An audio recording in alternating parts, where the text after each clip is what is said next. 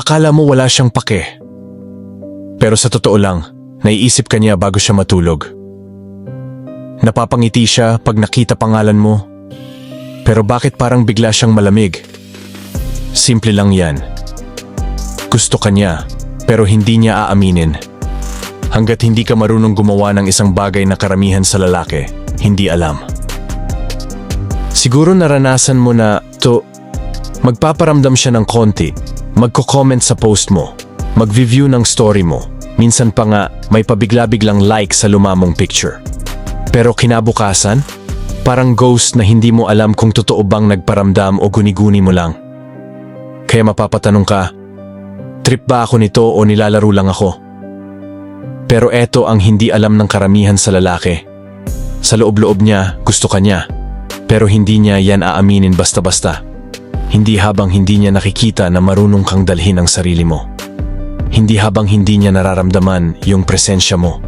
Yung vibe na hindi habol, hindi pressure, kundi tahimik pero matibay na energy. At ito ang malaking pagkakamali ng karamihan. Sa halip na manatiling kalmado, nagmamadali silang alamin kung gusto ba sila o hindi. Ending, sila pa yung nagmumukhang naghahabol. Kaya ngayon, bibigyan kita ng malinaw na sagot. Bakit parang may delay? Bakit parang ayaw niyang aminin? At paano mo babaliktarin ang laro nang hindi ka kailangang maghabol o magpakababa? Number 1, she's not cold. She's guarded. Karamihan sa mga lalaki, mabilis mag-conclude. Konting lamig lang si babae, konting tahimik. Isip agad nila, wala na ato. Baka hindi na ako gusto. Pero ito ang totoo, hindi siya malamig. Maingat lang siya. Tandaan mo, lalo na sa panahon ngayon, maraming babae ang nasaktan na. Niloko, pinaasa, iniwan, kaya automatic sa kanila na magbantay ng sarili. Hindi porket kinikilala ka na niya, bigla ka na rin niyang pagbubuksan ng emosyon. Yung mabagal na reply, yung biglang pananahimik, hindi yan outright rejection. Madalas, yan ang paraan niya para suriin ka. Sinesense niya kung totoo ka ba, kung pareho ka lang ba ng iba, o kung may lalim ka talaga. Kasi babae, lalo na yung mga seryoso, hindi basta sumasabay sa feelings nila. Marunong silang mag-hold back. Takot silang masaktan ulit. Takot maulit ang sakit. Kaya kahit gusto ka nila, pinipigilan muna nila sarili nila. At dito maraming lalaki ang natatanggal sa laro.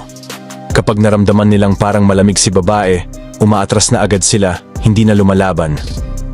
Ang hindi nila alam, test lang pala yon kung gaano ka ka-grounded. Kaya next time na parang di siya interesado, huwag ka agad kabahan. Hindi lahat ng tahimik ayaw sa'yo. Minsan, gusto ka niya.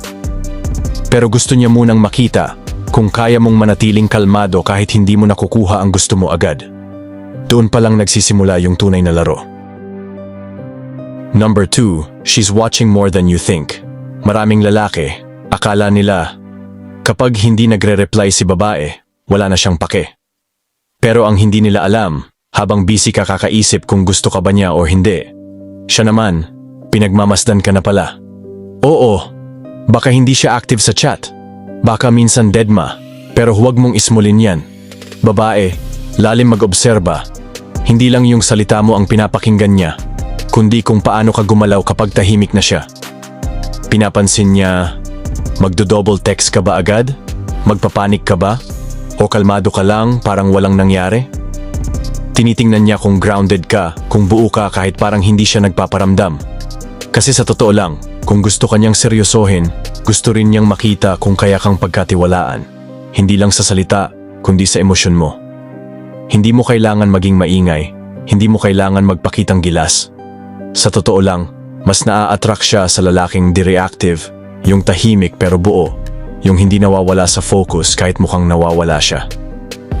Kapag naramdaman niyang hindi mo siya kailangang habulin para manatiling kalmado ka, doon siya nagsisimulang mapaisip. Iba to ah. Hindi siya madaling matinag. At doon nagsisimula ang tunay na curiosity. Doon nabubuo yung interest. Hindi sa dami ng effort, kundi sa vibe mo, sa presence mong steady kahit walang salita. Number 3, Mystery is more powerful than attention. Napansin mo ba? Habang mas binibigyan mo siya ng atensyon, lalo siyang parang lumalayo. Bakit? Simple lang. Kasi sanay na siya sa atensyon. Araw-araw may nagchichat sa kanya. May nagla-like. May nagyayabang ng feelings. Normal na yan sa kanya. Pero yung lalaking may lalim, yung hindi madaling basahin, yun, bihira yun. At doon siya naa-attract. Hindi sa lalaking todo effort. Hindi sa lalaking madaling basahin, madaling kontrolin. Kundi sa lalaking may misteryo, yung parang laging may natitira kang tanong sa isip niya.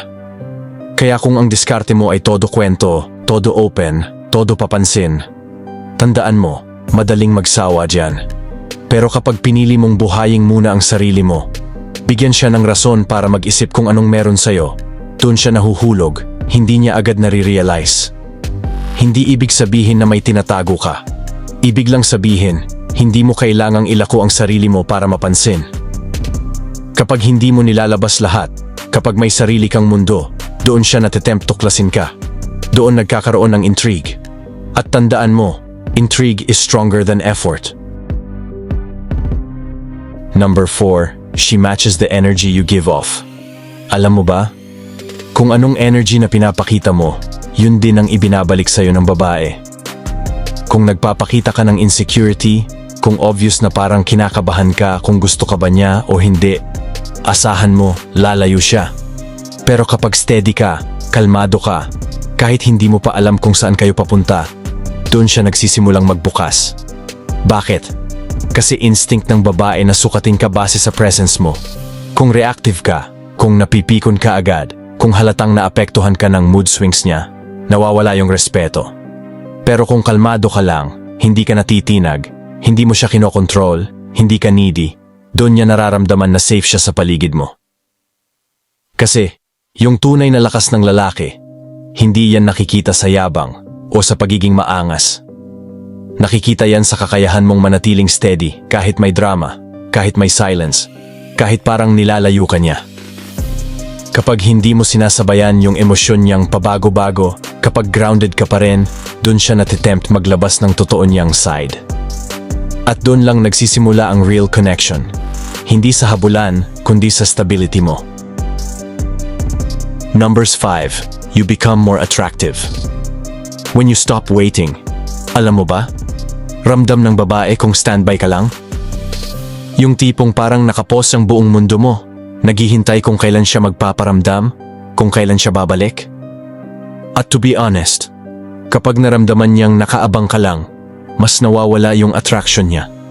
Kasi instinct ng babae, naa-attract sila sa lalaking may sariling takbo, hindi sa lalaking nakatambay sa desisyon nila.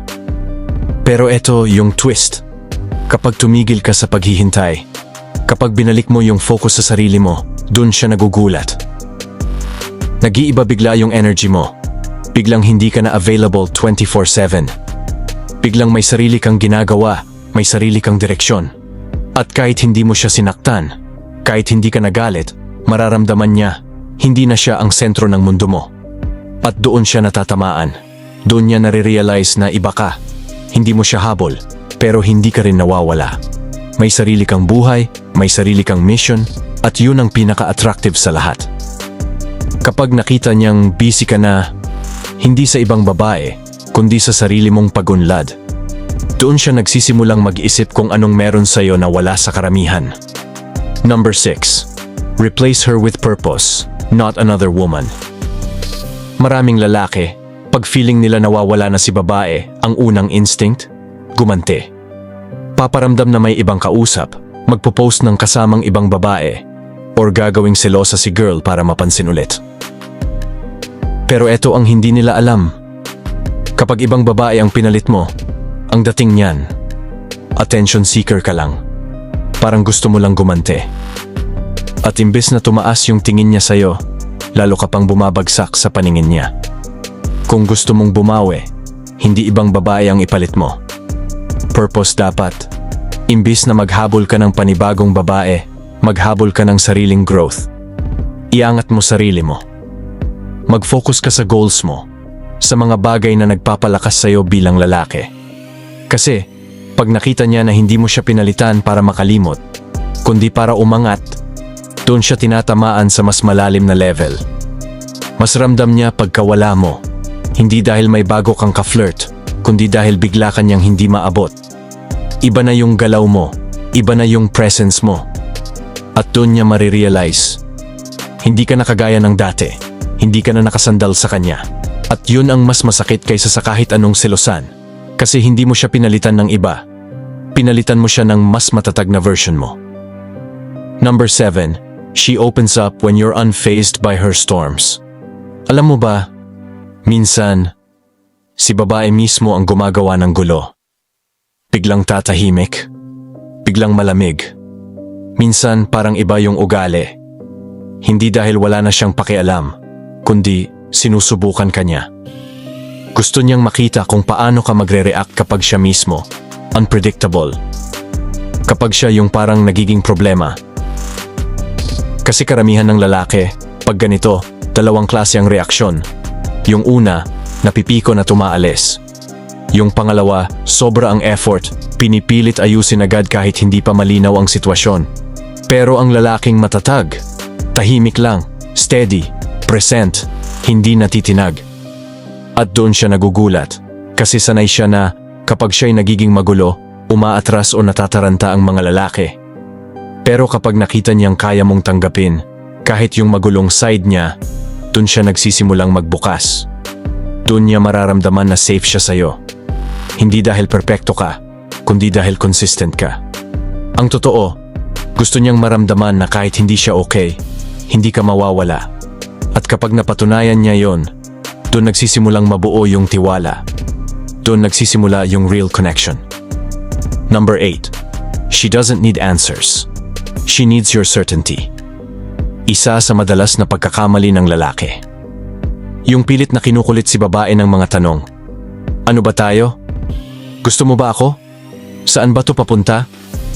Pero ang hindi nila alam, hindi sagot ang habol ng babae sa simula. Ang mas importante sa kanya, maramdaman niyang grounded ka. Ibig sabihin, buo ka, steady ka, kahit hindi pa malinaw yung sitwasyon yung dalawa. Kasi isipin mo to, kung ikaw mismo naghahanap ng sagot para lang maging kampante, paano siya magtitiwala sa'yo? Paano siya susunod sa direksyon mo kung ikaw mismo hindi mo kayang dalhin sarili mo kapag hindi malinaw ang lahat? Dito lumalabas yung totoong masculine energy, yung hindi nakasandal sa validation niya, hindi nakabase sa approval niya ang identity mo. Kapag naramdaman niyang buo ka, grounded ka, hindi reactive, doon siya naa-attract. Hindi dahil pinilit mo siyang sumagot, kundi dahil kusa siyang sumusunod sa presence mo. Kasi nakikita niya, kahit hindi niya aminin, kaya mong panindigan sarili mo.